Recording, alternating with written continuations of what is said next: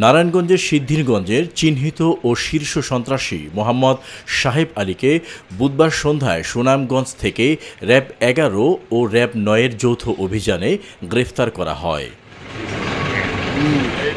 বুধবার র্যাব ১১-র কার্যালয়ে আয়োজিত এক সংবাদ সম্মেলনে অধিনায়ক lieutenant colonel HM. Sajjad Hossain জানান, সাহেব আলীর বিরুদ্ধে নারায়ণগঞ্জের বিভিন্ন থানায় মোট ২০টি মামলা রয়েছে। এর মধ্যে ডাকাতি ও ছিনতাই ৭টি মামলা, মাদক মামলা ২টি, নারী ও শিশু নির্যাতন ১টি, সন্ত্রাস বিরোধী ও নাশকতা ৩টি, সরকারি কাজে বাধা ৫টি এবং আইন শৃঙ্খলা বাহিনীর ছদ্মাবেশে ডাকাতি ২টি মামলা অন্তর্ভুক্ত।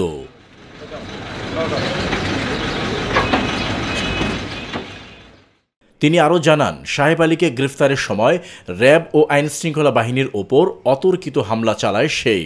সরকারি দায়িত্ব পালনে বাধা দেওয়ার অভিযোগেও তার বিরুদ্ধে 5টি মামলা রয়েছে।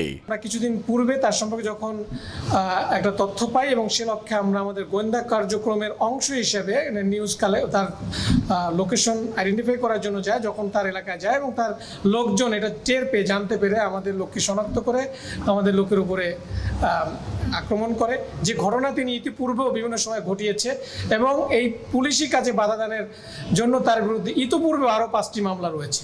সো তার নেচারটাই হচ্ছে এরকম যে তার দলবল নিয়ে তাকে যখন তার বিরুদ্ধে আইনানুগ ব্যবস্থা গ্রহণ করা হয়, তার এলাকায় গেলেই তিনি তার দলবল নিয়ে আইন শৃঙ্খলা বাহিনীর উপরে আক্রমণ করে। তো যাই হোক, আমরা তাকে গতকাল একটা অভিযানের মাধ্যমে র্যাব ৯ এবং র্যাব ১১-র একটি যৌথ অভিযানের মাধ্যমে গতকাল সুনামগঞ্জে তাকে আমরা অ্যারেস্ট করি।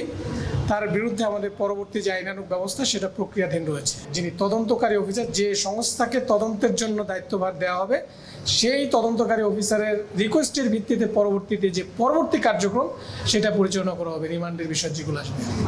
এর আগে গত ৬ অক্টোবর গাজীপুরের গাছা থানার চান্দোরা এলাকায় র্যাব অভিযান চালিয়ে তার স্ত্রী সন্তানসহ ৬ জন ঘনিষ্ঠ সহযোগীকে গ্রেফতার করা হয়।